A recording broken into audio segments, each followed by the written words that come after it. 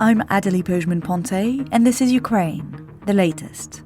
Today, we go to the Baltic Sea, where a Russian shadow tanker explodes in a man-made incident. Meanwhile, the Baltic states disconnected the cables between Russia and Europe's power grids. And Trump said that he had spoken to Vladimir Putin on the phone and reports that the Russian president wants to see people stop dying. Bravery takes you through the most unimaginable hardships to finally reward you with victory. It's the worst carnage that this world has seen since World War II. Absolutely fascinating. We are with you, not just today or tomorrow, but for 100 years. Nous ne pouvons pas, comme Européens, laisser gagner la Russie en Ukraine. Nobody's going to break us. We're strong. We're Ukrainians. It's Monday, the 10th of February. 2 years and 346 days since the full-scale invasion began. I'm joined by Dom Nicholls, Associate Editor for Defence, and Executive Editor for Audio, Francis Dearnley. So let's start on the ground, because that's the easiest bit to try and work out. So not a lot of movement at all over the weekend on the ground. Minor changes to the lines in Kursk Oblast, not to the southeast where that Ukrainian advance was last Thursday, but to the northwest of that Ukrainian-held bit of land. Now, on that part up there, there's been an equal amount of land gained and lost by both sides. So the line on that northwest edge of the Ukrainian lodgement, the line there was running pretty straight north-south. It's now a bit of an S. So both sides have gained a little bit, lost a little bit on that northwest bit. Ukraine's push last Thursday into the southeast, that is still being held. That doesn't seem to have been worn back at all by Russian/North Korean efforts over the weekend. That's a very long-winded way of saying there's not a lot of movement at all. And that goes for the ground inside Ukraine as well. What very little movement there was, and I mean very little movement there was to the southwest of Pokrovsk in the Donbass, and there very small movements by Russia to the west. Okay, so not an awful lot going on the ground. In the air, a very similar picture over the weekend and for the last few weeks. Repeated overnight drone attacks by Russia, numbering in the dozens. So none of them, I think, over 100, but in the high double figures, almost all of which were either shot down by Ukrainian air defenders or brought down by electronic warfare or were decoys and just flew into the ground. However, some did get through, and there was still shelling elsewhere across the whole country. There were civilian deaths and injuries and destruction across the country. But thankfully, if you're able to use that word in the context, thankfully in very low numbers. However, the very strange thing over the weekend happened yesterday, or we think happened yesterday, reported to have been in the very small hours of yesterday local in Western Russia. Ombre Intelligence, that's the global maritime risk management firm, says that an Antigua and Barbuda flagged tanker suffered explosions in the aft of the vessel while docked in the port of Ust-Luga in Russia in the early hours of Sunday morning. Now that port is about 20 kilometres along the coast from Estonia. So the bit where Estonia and Russia meet, keep going northeast-ish along the coast, you come to Ust-Luga. It's about 100 km west of St. Petersburg. Now, the tanker reportedly suffered 3 separate blasts while preparing to depart the port, resulting in the engine room flooding while the vessel was still secured to the pier. The 24 crew members were evacuated with no injuries, and the cargo tanks reportedly not damaged. Now then, bizarrely, Russian authorities described the blasts as, quote, a man-made incident. Finnish authorities are also monitoring the incident, expecting a big oil spill from the vessel. We don't know how full it was, but we think vessels of that size, I've seen figures of about 130,000 tonnes of oil possible to have been held in that vessel. If it was a member of the Shadow Fleet, which is widely suspected, it could be a single-hulled vessel, so quite old, rusty, single hull, so the stuff inside is very vulnerable to cracks and damage and blast and this kind of thing. So if it was a shadow tanker, as expected, and full of fuel, then that fuel will be making its way down the Baltic Sea as we speak. Now, no more details from Russia or anywhere else about this man-made incident. It's in a port, it's still secured to the pier, so if Russia's saying it was man-made, I'm surprised they've not then gone further, or there haven't been other noises from other channels of them saying that it's been sabotaged by probably NATO or any other Nazis that are hanging around or what have you. So we don't really know what's going on, but very odd reporting. Ombre has reported on other recent incidents in which vessels trading from Ust-Luga with a very similar profile to this vessel have suffered multiple explosions under the waterline. The vessel, this one, was a flag of convenience, basically. Hombres say the ownership is obscure, but the vessel's behaviour aligns with what they say meets their threshold for a vessel, in their words, highly likely to be investigated in connection with future sanctions designation. You and me, that's a Shadow Fleet tanker. Now, this vessel was not sanctioned at the time or on Ukrainian military intelligence list, but this incident and others that have gone unreported will likely initiate a review, hombres say, of war risk premium rates for vessels calling Russian Baltic Sea ports. Again, I think diplomatic language for Shadow Fleet. Now, they advise shipping companies to conduct asset screening assessments for all charter party agreements and purchases, and advise that the shipping companies carry out dynamic voyage risk assessment, which I think means don't buy oil from Russia that's going to be moved about by the Shadow Fleet. So as we see more on that, we'll let you know. But it was very odd reporting a man-made incident. Now, speaking of Russia's Shadow Fleet, Politico is reporting today, citing two unnamed EU diplomats and two government officials, that European countries are privately discussing large-scale seizures of Russian oil tankers in the Baltic Sea after the recent string of incidents. Most recently in December, when an undersea cable linking Finland and Estonia was damaged by a ship later found to be the Eagle S, and that vessel was found to be carrying Russian oil. The suggestion is it was deliberately dragging its anchor. According to Politico, European countries are also drafting new legislation that would enable potential seizures of Russian oil tankers on legal grounds. Among the proposals under consideration, Politico say, is the use of international law to seize vessels on environmental or piracy grounds. Equally, individual countries could also take their own action, but that's unlikely. I think this kind of thing would be done in concert with others, obviously. Strength in numbers. Now then, one other, I suppose, related story inside Russia. Reports this morning from Andrei Kovalenko. He's the head of Ukraine's Centre for Countering Disinformation, saying Ukrainian drones hit the Afipsky oil refineries in Russia's Krasnodar Krai region. That's the eastern side of the Black Sea.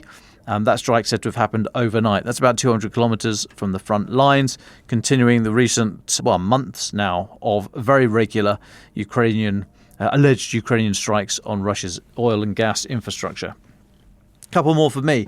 There was a report out on Friday in a German media outlet, Süddeutsche Zeitung, citing a classified internal report prepared for the German Defence Ministry that said German authorities failed last month to bring down suspected Russian reconnaissance drones flying near a military facility in Germany where Ukrainian forces are known to have undergone training. So this place is the Schwesing Air Base, Schwesing Air Base, where it's thought training has been given to Ukrainian troops on the Patriot air defence systems. A total of 6 such cases were recorded, and the Bundeswehr, the German military, says that the drones could have been launched from ships in the North or the Baltic Seas. Now, Süddeutsche Zeitung, the media outlet, said German forces attempted to jam or bring down the drones, including with HP-47 jammers, other drone detection systems and wingman counter-drone systems, but failed to either bring down the air vehicle or locate the operators in all 6 circumstances. German authorities described the drones as specialised objects with modifications that are not likely to be commercially available. Again, an odd story. We will try and find more on that. And finally for me, Adélie, Ukraine said to be planning to introduce what they call special contracts to recruit volunteers to the military aged between 18 and 24. President Zelensky said this in an interview with Reuters, again published on Friday just after we were on air. Now, you'll remember currently Ukrainian men aged between 25 and 60 are subject to conscription, but men over 18 can volunteer. David and I, on our last trip together in Kyiv, met a number of drone operators who were below the age of 25 who had already volunteered and undergone their training, and they were back in Kyiv basically for R&R, really, operating drones elsewhere in the country. Now, the wider context here, as you may well remember, it's the pressure from, particularly the US and NATO countries, but others as well, on Ukraine to lower the draft age from 25 to 18 to address the manpower shortages. They said that there'd be a large sort of demographic bump of young men in that age. If you look at what most countries did in the Second World War and subsequently for drafting and what have you, 25 is not as young as many other places have experienced. Now, President Zelensky said, this is a quote, "Combat brigades, experienced ones, together with the Defence Ministry, have been working on a contract option for young people aged 18 to 24. This is for those who want to join up. It is not a mobilisation." He said the contracts would have many benefits, including a very high monetary provision. He also said details will be made public in the coming days. That might be a hint that it would coincide with the end of this week, the Munich Security Conference, of which we'll hear more shortly from Francis. But we think JD Vance, Vice President, is going to go to Munich.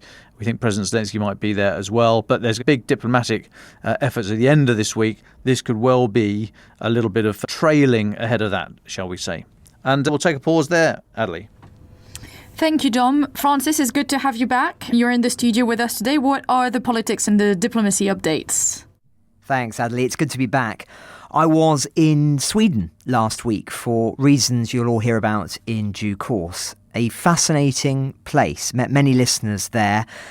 Pleasure to speak to all of you. Although, guys, just a gentle suggestion. As a nation, you need to up your breakfast game. Way too much porridge, not enough stodge. At times I was really left wanting. Not too dissimilar to how many of you are feeling, I imagine, at the moment about Western efforts to end this war with bold policies in early 2025. We are still none the wiser as to what Europe's desired objective is for the end of the conflict. Nor do we know how the Trump administration is planning to compel Russia to conduct meaningful negotiations. But we did learn late on Friday that something significant has taken place at least once. President Trump has spoken to Putin on the phone. When asked by the New York Post how many times the two leaders have spoken, he said he better not say, but believes Putin does care about battlefield deaths. He wants to see people stop dying, said Trump. Now, the wasteful, brutal tactics deployed by the Russian armed forces would suggest a rather different calculus for measuring human life. But Trump went on to say that the war never would have happened if he'd been president in 2022. "I always had a good relationship with Putin. Biden was an embarrassment to our nation, a complete embarrassment." Interestingly, he then went on to say that he does have a concrete plan to end the war. "I hope it's fast. Every day people are dying. This war is so bad in Ukraine, I want to end this damn thing." He then turned to his national security advisor, Mike Waltz, who joined him in his study, saying, "Let's get meetings going. They want to meet. Every day people are dying. Young, handsome soldiers are being killed. Young men, like my sons, on both sides, all over the battlefield."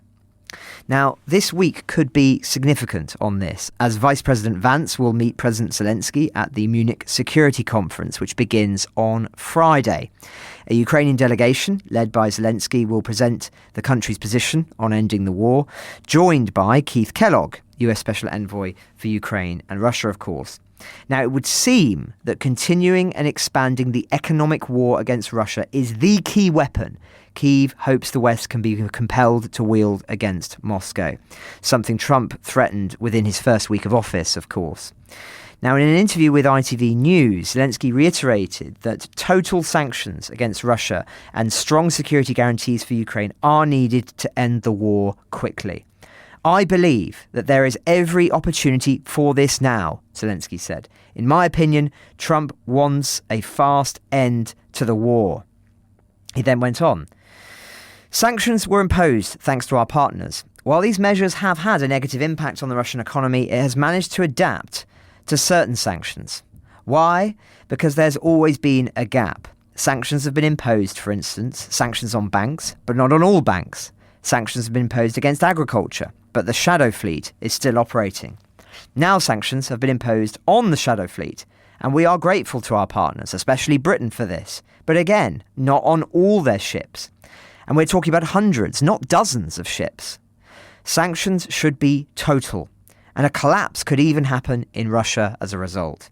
Everyone sees it, everyone understands it, but not everyone does it.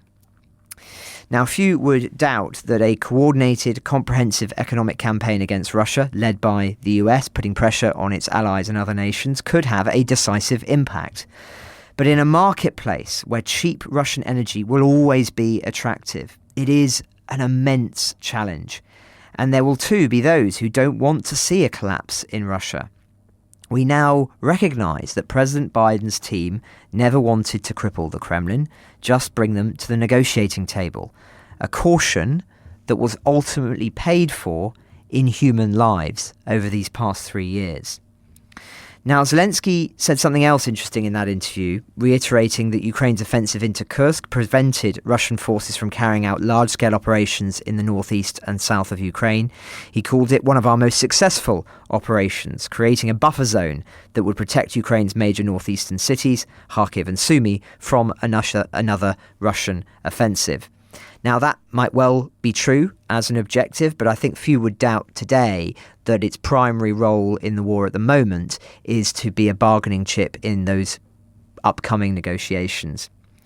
But returning to the energy issue again for a moment, interesting story this. 3 Baltic states on Saturday physically cut the cables with Russia's power grid, joining the European Union's network.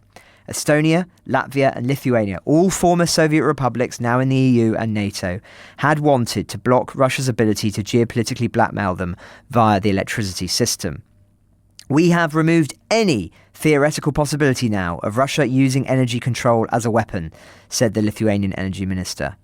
Then the European Commissioner for Energy said, "This is indeed a historic day. I like the light better when there's no Russian electrons involved. No European country should be dependent on Russia for anything." Now, it's actions like this which impede the Kremlin's overarching ambitions for Europe's eastern flank, something disclosed in fascinating detail by the Financial Times today in a leaked Russian report. In essence, according to their article, Kremlin officials believe Western pressure is hampering Moscow's efforts to draw former Soviet nations closer into its orbit and build economic ties with the so-called Global South. The internal presentation, shown at a strategy session led by the Russian Prime Minister last April, concedes that Western sanctions pressure, as well as economic overtures, had succeeded in driving a wedge between Moscow and some of its nearest trade partners. Moscow's ambition, the report said, is to restore its access to global trade by putting Russia at the centre of a Eurasian trade bloc that would aim to rival the US, EU and China's spheres of economic influence. As the FT writes, Russia sees creating the macro region as an important long-term project, which would outlast any talks with the West over the future of Ukraine, to help strengthen its footing on the global arena. This new bloc would connect Russia to the global south by giving each side access to raw materials, developing financial and transport ties, and uniting them through a common worldview where we write the rules for the new world and have our own sanctions policy. That's a quote there from the report. The FT continues, but the report admits the obstacles to Russia's global resurgence remain considerable. It says Western countries have successfully threatened Central Asian countries into complying with sanctions through a carrot and stick approach, while offering them access to global markets, transport corridors and supply chains that bypass Moscow. Russia's allies, meanwhile, have profited from the sanctions by driving Russian businesses out of their home jurisdiction, taking control of import and export flows, and relocating production from Russia. Russia will have to play the long game to keep Central Asian countries in its orbit. Central Asian states are taking advantage of Russia's vulnerability and looking to integrate without Russia, says the report. They have, quote, changed their worldview by rethinking our collective history, promoting English as a second language instead of Russian, and moving to Western educational standards, as well as sending their elites to be schooled in the West. So this is something, of course, that James Kilner has argued on the podcast over the past 3 years. So there you have it, straight from the horse's mouth. I really recommend reading this FT piece in full. There'll be a link in the show notes, not least because of Elon Musk calling for the end of many instruments of American soft power, including those which played a role in Central Asia, where those impacts have been registered. Now, Musk's targeting of US aid, pronounced rather confusingly as USAID by those in the humanitarian sector, is curious given that it comprises less than 1% of the total federal budget. Perhaps he sees it as an easy win. The New Yorker has published an interesting piece on this question, comparing the US's position on soft power with that of its rival China. To quote it says, Musk's gleeful cutting could very well open up opportunities to China to fill the void that US aid leaves behind. And yet the decision to mostly withdraw from the anti-China Cold War rhetoric of the Biden administration might accurately reflect the will of the American electorate. Let China build their stadiums abroad, they seem to be saying. We have our own problems here. There is an implicit capitulation in all of this, one that might be reflected in the dismantling of USAID. Americans may well be waking up to what has been quite obvious until now, but difficult to admit. This Cold War has only one protagonist, and it isn't the United States. So an interesting read that in The New Yorker, but is the US really ready to step aside as the foremost power on the world stage and let China take its place? The consequences for America itself, let alone the world, would be severe.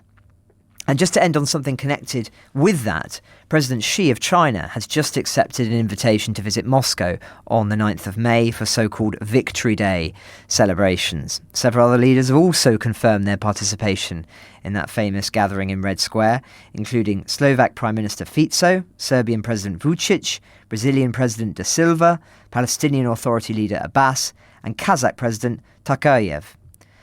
Now, in a void left by the United States at the top table, expect rosters like that to only grow. But lots of themes there, which I imagine we'll be exploring the rest of this week. Stay tuned. Thank you, Francis. Today we take you back to Kharkiv, where Francis and I visited an aid organisation back in November.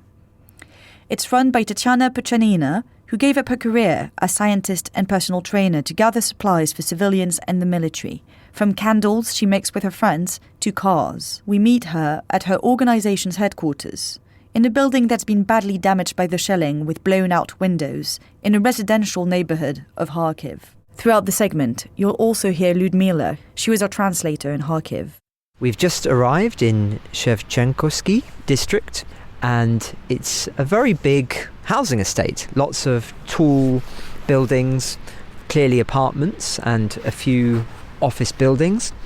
And it's obviously autumn, so most of the trees are without leaves.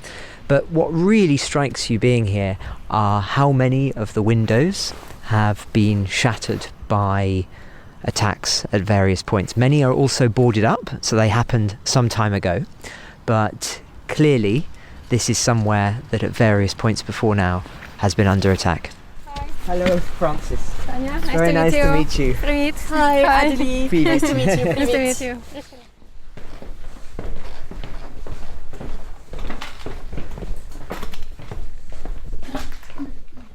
So we're looking at a table full of medicines here. Some look like they are for quite simple ailments like a cold, a flu.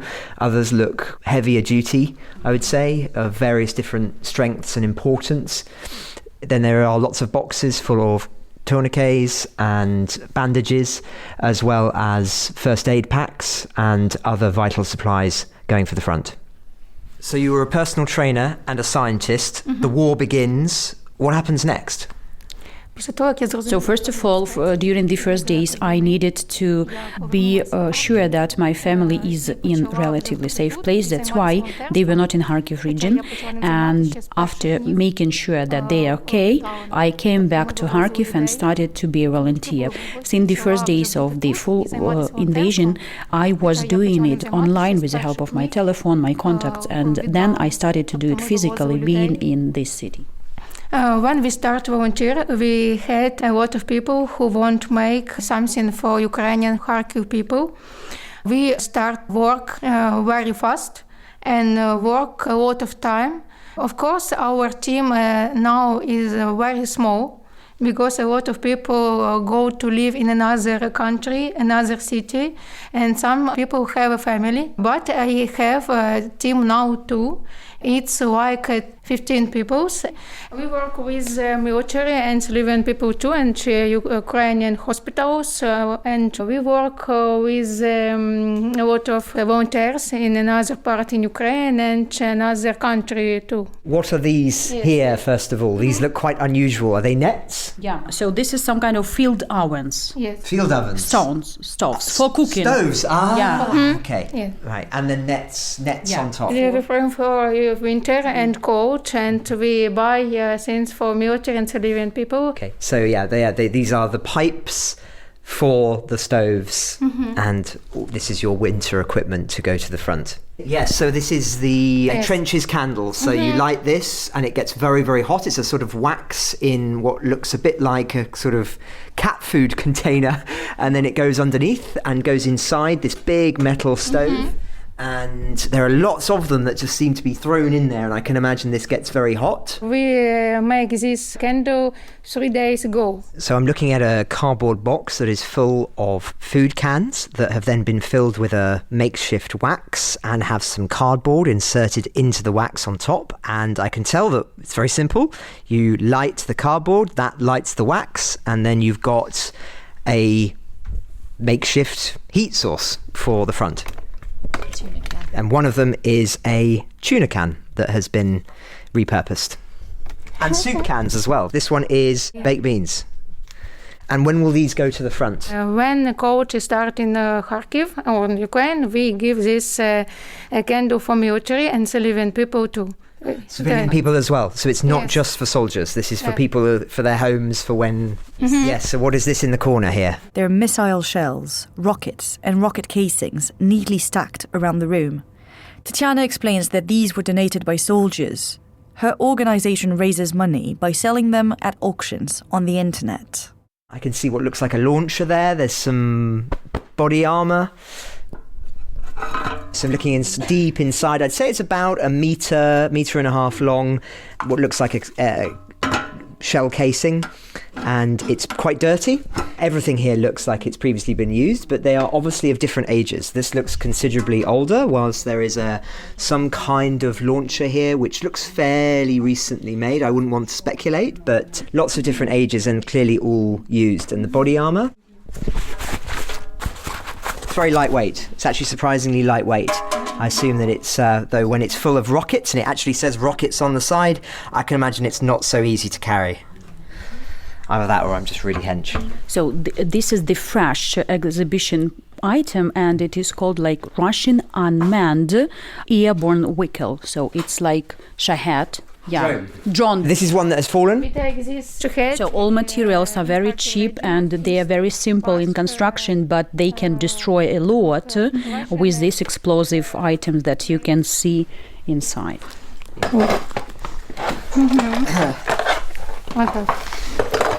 So this is the first time I've seen a makeshift Russian drone, and what really strikes you is just how makeshift it is. It's pieces of cardboard, light wood with wires stuck on, little simplistic bits of metal, and it has half a propeller which seems to have been shorn off, and yet, as we've just heard, this can cause devastating damage, and this one landed just east of Kharkiv. It's quite an extraordinary thing to see, and it speaks to just the way that this war is leading to innovative ways of dealing death. It looks like something you'd make when you're at school, not something that you would make as an advanced military power.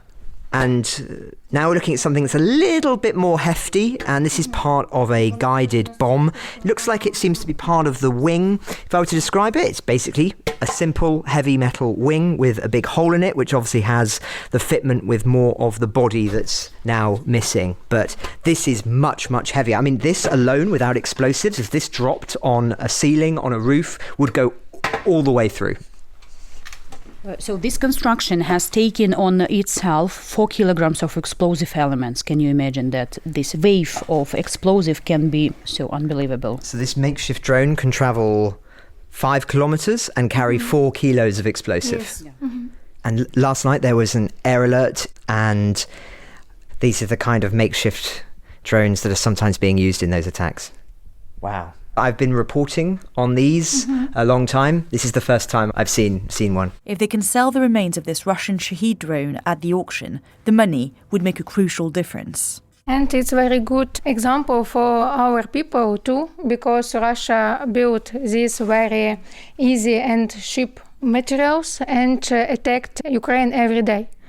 And we can show another people and say that we can do a lot like Russia. So we may say that based on this example of very simple and cheap materials for this drone, we need to be concentrated on producing much more and a lot of quantity of simple things that will define as some kind of fighting materials or maybe weapons.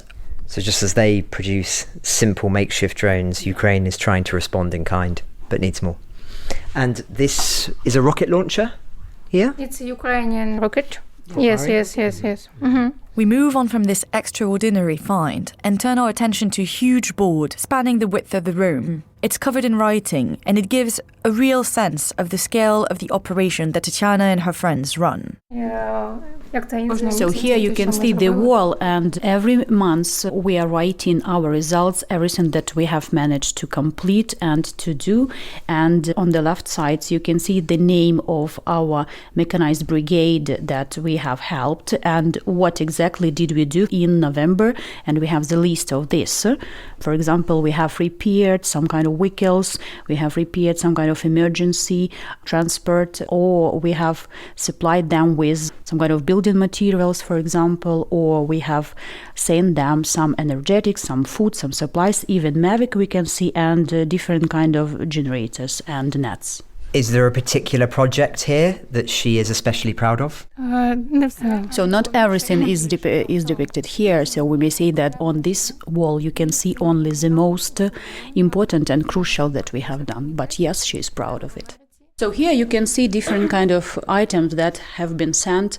For example, you can see 50 tourniquets and there is the sum how much money were sent on this. For example, 1,000 euro. Also, you can see that there are different kind of maintenance and fixing of different kind of vehicles. For example, Ford, Suzuki, there are different kind of titles of them and brands.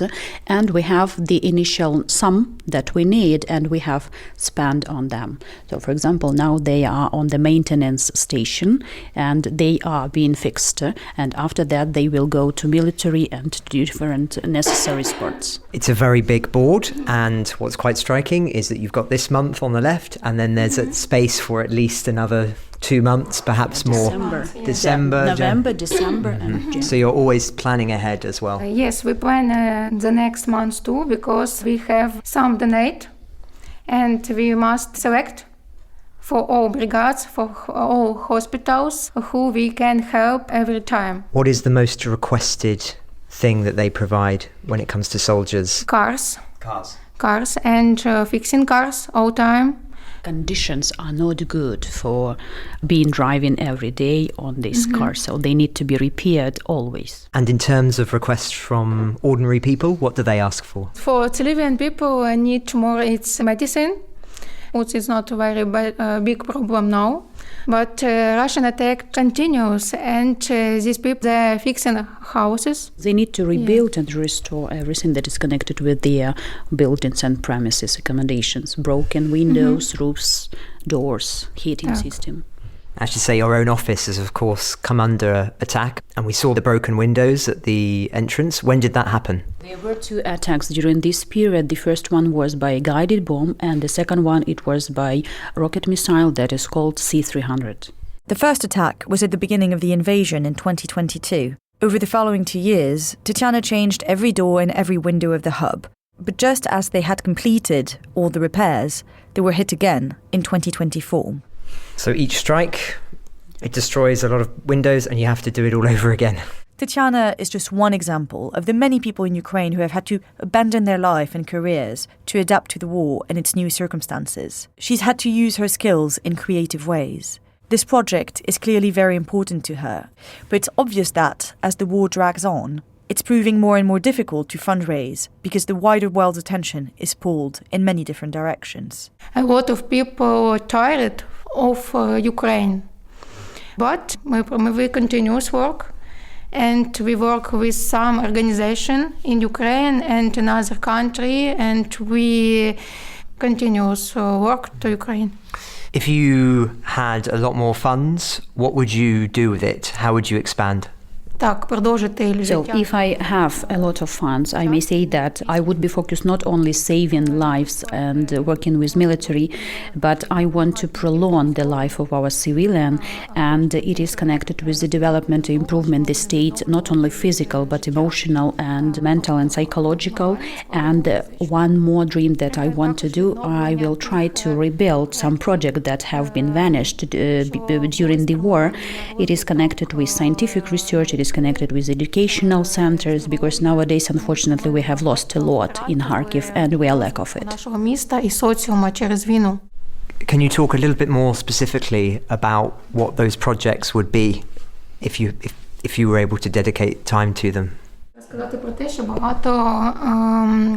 So, speaking about this, I thought a lot, but I want to say the following, that nowadays our state budget is focused preliminary on rebuilding some kind of demolished and destroyed buildings. But we have some kind of types of services. For example, we may speak about hospitals that are in need of all staff, and we may speak about equipments, medicine, conditions, and, for example, even heating systems and electricity generators and so on and so forth. Also, I will focus and I will include in this sphere children's hospice, or, for example, some kind of hospitals on the base of people who are sick on tuberculosis. Also, we may say about cancer departments, cancer centers, because nowadays they are not on the budget of state, they are not on the focus of it. And in this case, if I have such money, so I would focus and I would implement all that I need and that is possible to improve and develop such services. Also, I have one dream, and I have discussed this with one of my friends. He is also a volunteer. We may speak about vulnerable people who have lost their buildings, and especially we may speak about the occupied territories, and they want to come back, but they don't have any opportunity because they were damaged. So in this case, I would propose to create some mobile houses and to build such settlements with all necessary supplies, with electricity, water supply, heating, and so on and so forth. And in this case, we may speak about not only the help of them, but it's going to be the ecological issues, because all of these houses should be will be eco-friendly, and they won't be expensive. And one of my proposal and offer that we have discussed, maybe these people would be given some kind of credit for 20 years of living there, and after that they will have the opportunity to stay there or maybe to change their places. So the main idea to supply and support them with the accommodations of those people who have lost them.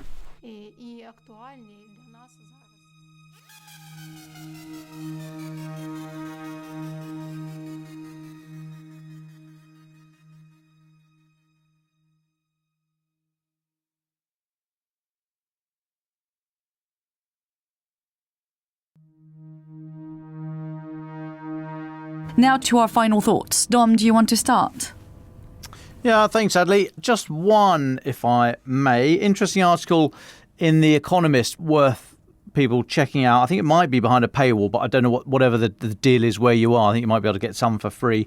It's called Fighting the War in Ukraine on the Electromagnetic Spectrum, and it basically talks about what it describes as the high-tech arms race between drone operators and drone jammers.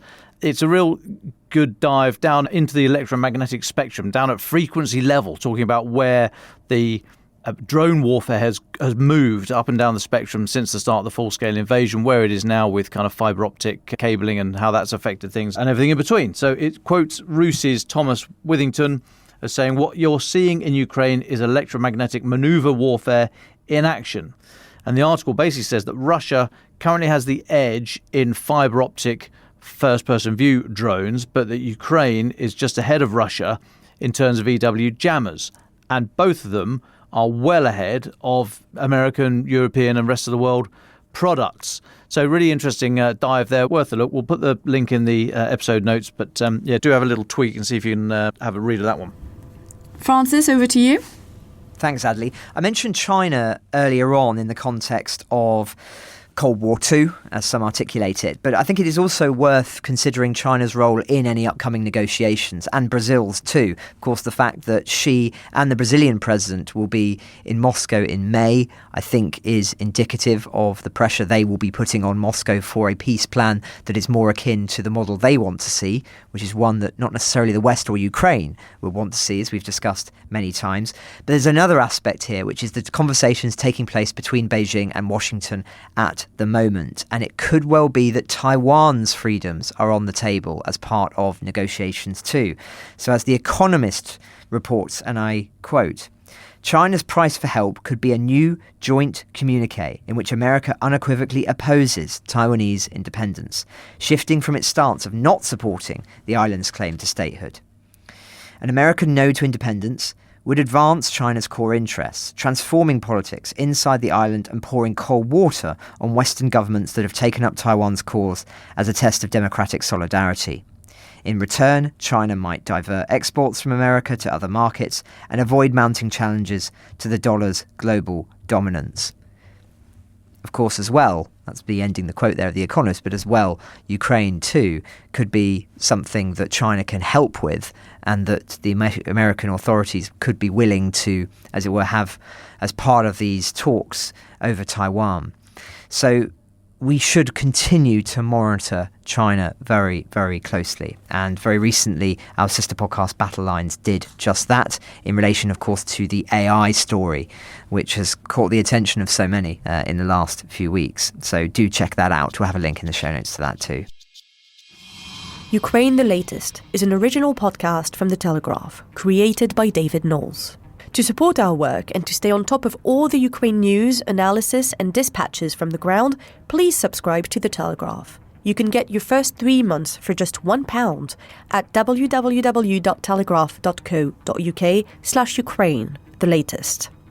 Or sign up to Dispatches, or Foreign Affairs newsletters, bringing stories from our award-winning foreign correspondents straight to your inbox.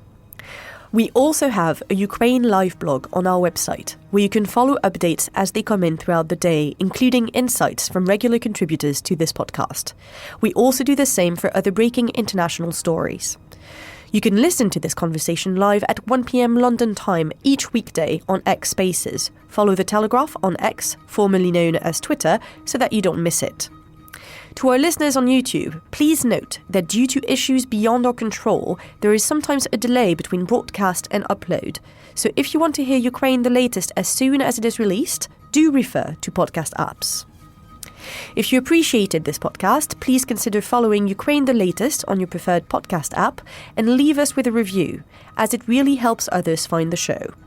Please also share it with those who may not be aware we exist. You can also get in touch directly to ask questions or give comments by emailing ukrainepod@telegraph.co.uk. We do continue to read every message.